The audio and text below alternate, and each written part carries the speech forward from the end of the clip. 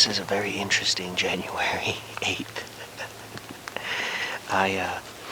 I'm sitting on an old level B road, which is usually just used as a hiking trail that most people use to access this area. And I mean, a ton of photos of people coming up and down this trail all the time. But I had a camera pretty close to this spot during the rut. Had an absolute giant, just a slob on camera that just huge, but he was infrequent, and my assumption was that he's across this creek on the private side. Well, I kind of gave up hope on him. I come in here last night to hunt another area, and about a half a mile away, and so I pulled my trail cameras down in this kind of on this hiking trail area last night, and lo and behold, that giant not only is common in here, but he's more common the later the season gets, and he's daylighting, coming across this old level B. He's coming across like 8 in the morning, which is 20 minutes after sunrise, and he's crossing about 5:20ish, which is right at legal shooting light. I mean, just right at the end of it. No camera light, but right at legal shooting light. It's about 5:15, 5:20 right now. And we have all this snow coming down today. Temps are dropping. They're expecting a couple inches of snow, and the neighbor has some private ag over here. My hope is that he gets up a little bit earlier and he crosses today, and I get an easy 60-yard shot right here on him. That would be amazing. I didn't bring my stand in here because sometimes there's deer that bed right here, like 50 yards over my shoulder. I did blow a doe out that was on the other side of the creek, but I think we're good. We got a good wind. The wind that he's commonly in here on. Snow coming down. Temps are dropping. And we're just going to sit tight. There's a couple other bucks out we're totally shooting here as well. So if any of them come across us tonight, we're going to take a crack at them. This will be a very interesting hunt if it pans out.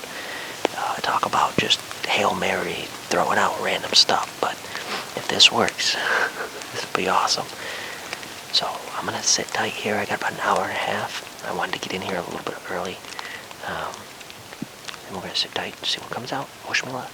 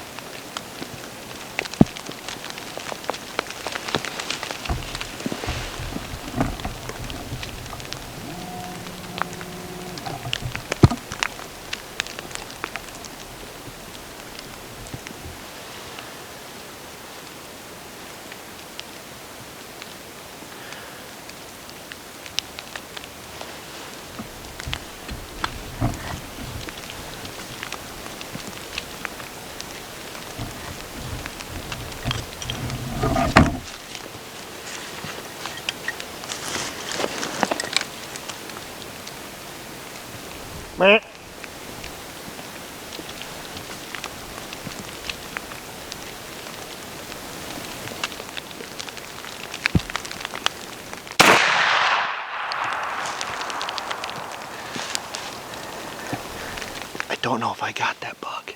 I gotta go look. I freaking turn around and they're right there. I don't think that's the Big Ten, but that's a really solid buck. He started going, but man, I put it on him. I felt good.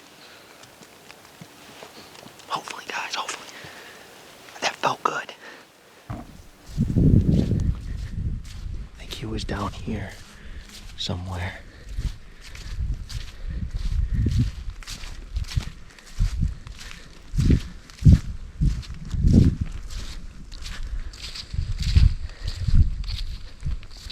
Right in this area. Yeah, right here.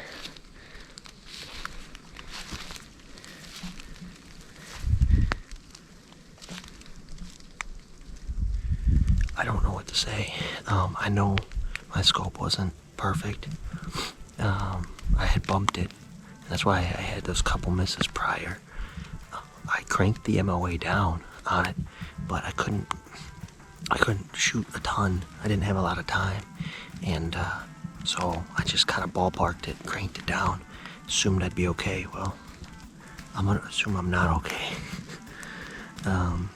I mean, he was moving, but I put it right on the front of his chest, and I cranked it off. He wasn't moving that fast. I felt great. I don't know. Well, it's about 4:50. I got about 15 minutes left of light. You can see I'm still hunting, which means I missed again. I don't know how. I felt good. I know the buck started to move, but I just put it right in front of him, and I let him rip, and it felt great. But I can't find any blood, and there's a huge ditch that he has to cross right there. So you would imagine they'd be pouring blood by the time he got up the other side, and there's just nothing. It's private on the other side. That's all I can really do. I can't grid search it. I'm gonna assume I missed again somehow. I don't know.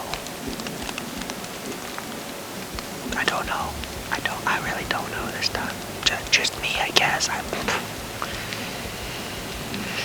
Anyway, not super high hopes for the rest of the night, but we're gonna sit tight. One of my pellets broke, so my reload is only a pellet and a half. Meaning, unless they're like 50 yards closer, we're probably gonna miss again. Great year. Well, sit tight with me for the last half hour, see if anything big comes out.